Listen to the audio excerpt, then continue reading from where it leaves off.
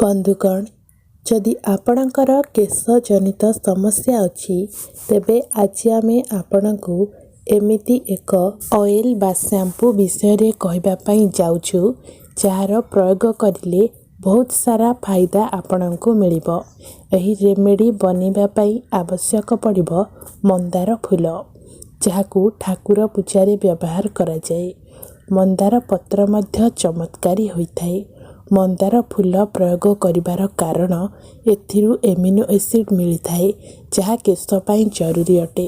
प्रथमे किछि मंदार फूल नियंतु, या परे नड़िया तेल बा अन्य कौनसी तेल नहीं पारिबे। लुहा कढ़ई रे तेल पकाइबा परे मंदार फूल पकांतु। या परे 8 रु 10 टी मंदार पत्र पकांतु। अधिक मंदार फूल थिले 10 रु 12 टी प्रयोग करंतु। मंदार फूल कम थिले यार पत्र व्यवहार करि परिबे। एबे याको लो फ्लेम रे रखी बॉयल करंतु। एथिरे अल्प भृषंग पत्र पकांतु। मंदार फूल कला हेबा जाए याको फुटांतु।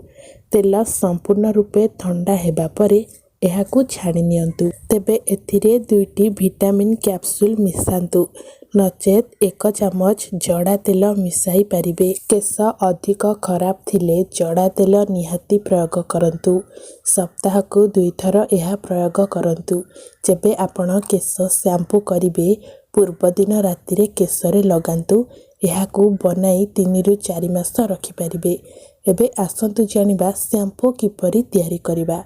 प्रथमे 1.5 कप गरम पानी नियंतु। यह परे बहुत सारा मंदार फूल और पत्र नियंतु। मंदार फूल न मिलिले यार पत्र व्यवहार करि परिबे। याकू ढांकी 1 रु 2 घंटा छाड़ी दियंतु। तापरे हाथ रे याकू चकटी दियंतु, नचेत याकू बाटी पारिबे। भल भाबे चकटिबा परे याकू छाणी नियंतु। याकू 2 थर रे व्यवहार करंतु। जदि आपण राति रे केशरे तेल लगाउछंती तेबे ता परदिन सकाळू एही शैम्पू लगांतु। याकू लगेबार 15 मिनिट परे केश धोई दियंतु। जदि तेल प्रयोग करिनाहंती तेबे एही शैम्पूर व्यवहार करंतु।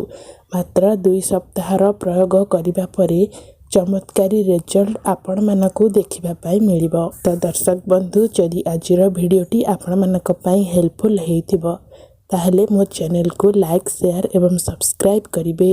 धन्यवाद।